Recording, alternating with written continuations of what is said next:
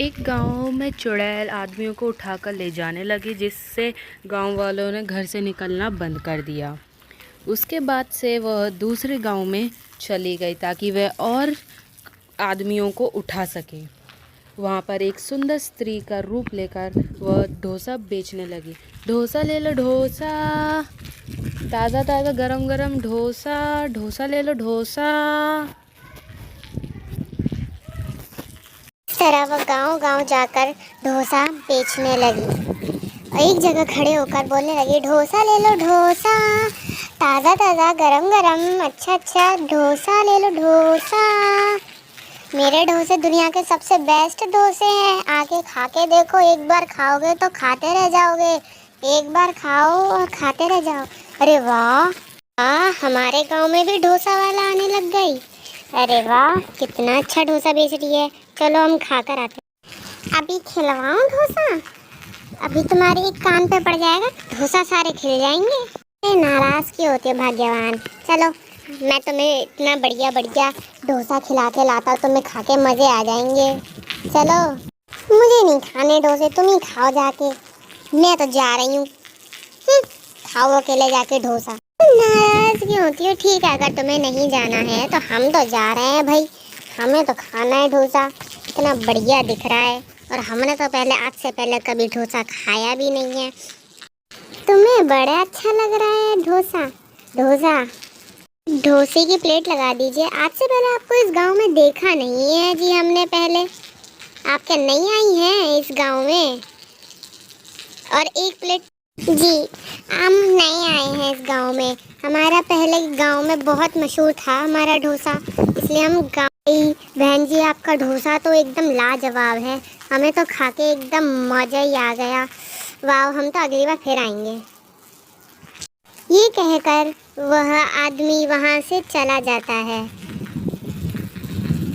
और फिर इस तरह से उस चुड़ैल का डोसा गांव में प्रसिद्ध हो जाता है। सारे गांव वाले उसी के पास आते हैं डोसा खाने। अगले दिन वह फिर से डोसा खा लो डोसा ऐसे कहने लगता। अरे बेटा चल जाए, डोसा वाली आ गई है, चल हम लोग डोसा खा के आते हैं। आज घर में खाना मत बनाइयो।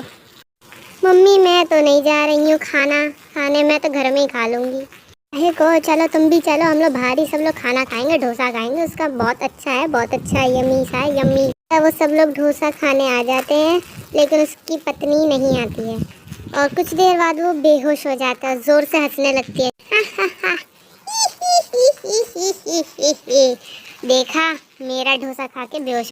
फिर बाद उसकी पत्नी आती है और अपनी सासू माँ को जगाती है। मुझे क्या हुआ था, मैं कैसे बेहोश हो गई? चलो हम लोग घर चलते, शायद मेरा बेटा भी चला गया होगा दुकान उकान। लेकिन बेटा, यहाँ तो हमारा बेटा है ही नहीं, शायद वो खेतों में चला गया है। यहाँ देखो, मैं तुम्हें सबको पकड़ लाई हूँ। बहुत खा ली तुमने अपने बीवों के हाथ की रोटी। चलो मेरे लिए खाना बनाओ, बहुत परेशान कर लिया।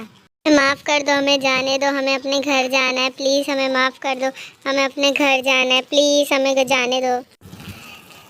बस कुछ और आदमी चाहिए, फिर मैं आपको ज़िंदा कर दूंगी। इस चुड़ैल के पति के लिए आदमियों को वो मारती रहती थी। अगले दिन चुड़ैल फिर से अपना डोसा का ठेला लेकर आती है और डोसा ले लो डोसा लेके चिल्लाती है।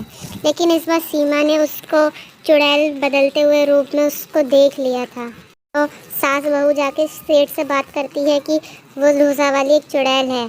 तो वो सेठ कहता है, जी हाँ, मैं अभी पंडित से मिलकर आ रहा हूँ, उसने कहा है कि उसके आग लगा दो, वो हमेशा के लिए चली जाएगी। उसकी गुफा में आ जाते हैं, वहाँ देखते हैं कि उनके पतियाँ वहाँ जेल में बंद है।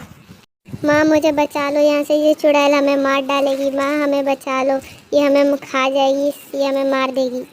इन सब लोगों ने मिलकर मेरे पति को मार दिया, इसलिए मैं इनको मार दूंगी। हाँ हमें पता है, लेकिन ये उन लोगों ने गलत किया, लेकिन तुम भी इन सबको मारकर गलत कर रही हो। प्लीज़ अब ये सब बंद करो, हम लोग तुम्हारी मदद करेंगे और तुम लोग चले जाओगे यहाँ से। इस तरह चुड़ैल मान जाती है और सास बहू मिलकर उन दोनों के शव को आग लगा देती है। उसके बाद वो चुड़ैल इस गांव में क्या किसी गांव में कभी नहीं आती है और सारा गांव हमेशा खुशी खुशी के लिए रहने लगता है। आज की कहानी पसंद आई है तो लाइक और सब्सक्राइब करना ना भूलें। तब तक के लिए बाय।